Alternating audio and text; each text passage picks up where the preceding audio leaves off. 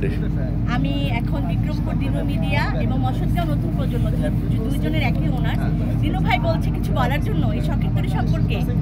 আসলে শখের তরি সম্পর্কে বলতে গেলে অনেক বিশাল ব্যাপার, খুবই সুন্দরভাবে আসলে সাজানো হয়েছে আজকে লঞ্চটাকে। কেউ যদি ওঠে প্রথমে একটা ক্রুজ শিপের মতোই আপনাদের লাগবে, আর সবচেয়ে যেটা ভালো লাগবে সেটা হলো যখন উঠে শুনবেন এখানে আপনি পদ্মার ইলিশ ভাজা দিয়ে ভাত খেতে পারবেন। মানে শখের তরিতে শখের হাড়ির যে খাবারটা যদি আমরা পাই তাহলে তো সোনায় সোহাগা। আর দেখতেই পাচ্ছেন কত সুন্দর পরিবেশ। সেখানে দিনু ভাই বলেছে শখের তরি সম্পর্কে বলতে। আসলে আমাদের মুন্সিগঞ্জের যে বিক্রমপুর, আমাদের বিক্রমপুরে আলাদা জেলা না, মুন্সিগঞ্জের আওতাধীন। তো এখানে পদ্মা নদী তো আমাদের ঐতিহ্য ছিলই, তার উপর আমরা পেলাম পদ্মা সেতু। পদ্মা সেতুর সাথে যখন মাওয়ায় অনেক গজে উঠলো ইলিশ মাছ দিয়ে ভাত খাওয়ার ব্যাপারটা, আর এখন সেই ভাতটাই যদি আমরা এরকম শখের তরিতে বসে ঘুরে ঘুরে খেতে পারি, এনজয় করতে পারি, আমি তো মনে করি এটা আমার বিক্রমপুরকে সবার দ্বার প্রান্তে পৌঁছে দেবে আরও বেশি করে। এমনি বিক্রমপুর নিয়ে অনেক অনন্য, তারপরেও এই যে নতুন সংযোজন, এই যে আমাদের শখের তরি বা মিঠামই, এমনি মিঠামই, এটা কিন্তু আরেকটা নাম আছে।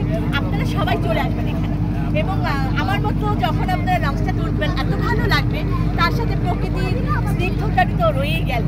তো আমি এখানে বলতে চাই সবাইকে আসলে দাওয়াত দিতে চাই, আসবেন, ঘুরবেন। শখের তরিতে 3টা ফ্লোর, এটা ঘুরবেন, দেখবেন। ওখানে বুফে খাবার খাবেন, এবং এটা শীতাতপ নিয়ন্ত্রিত। আপনি প্রচন্ড গরমে ভাবছেন লঞ্চে গরম হবে, একদমই না। আপনি ছাদে একটু ঘোরার পরে যদি ক্লান্তি আসে বা একটু গরম লাগে, একটু সেখানে মানে আছে ফ্যামিলি প্লেস যেখানে আপনারা রেস্ট নিতে পারবেন, যেটা সম্পূর্ণ শীতাতপ নিয়ন্ত্রিত। তারপরে দুপুরে খাবার খাবেন, বিকাল আসলে বিকালের খাবার, সাথে তো আনলিমিটেড চা পেয়েই যাচ্ছেন। সব মিলে খুব সুন্দর, পরিবেশটা খুব ভালো। আজকে উদ্বোধন, আমরা তো আসলে উদ্বোধনে এসেছি। ইনশাল্লাহ অন্য সময়ও বারবার সবাইকে নিয়ে আসবো।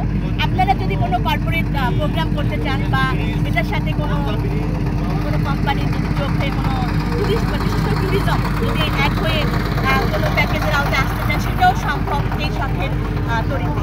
তো আপনারা আসবেন, ভালো লাগবে। আপনাদের অনেক কথা বলে ফেললাম, অল্প কথায় বুঝাতে চাইলাম যে এটা পরিপূর্ণ ভ্রমণ হবে আপনাদের জন্য। সকালবেলা এসে সব জায়গায় ঘুরে খাওয়া দাওয়া করবেন, চাইলে চরে আপনারা নামতে পারবেন, ইচ্ছা থাকলে বলে নেবেন আগে।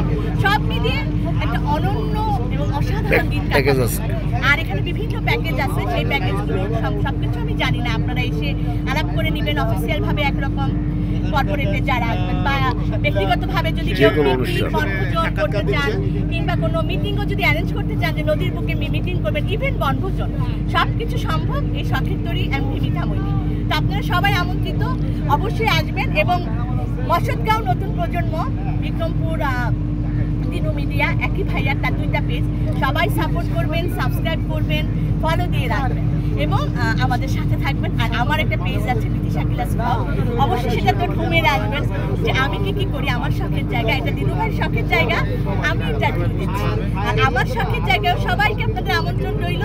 দিনু ভাইয়ের সাথে থাকবেন, মশদগাঁও নতুন প্রজন্ম এর সাথে থাকবেন, বিক্রমপুর মাল্টিমিডিয়া এর সাথেও থাকবেন, দিনু ভাইয়ের সাথে।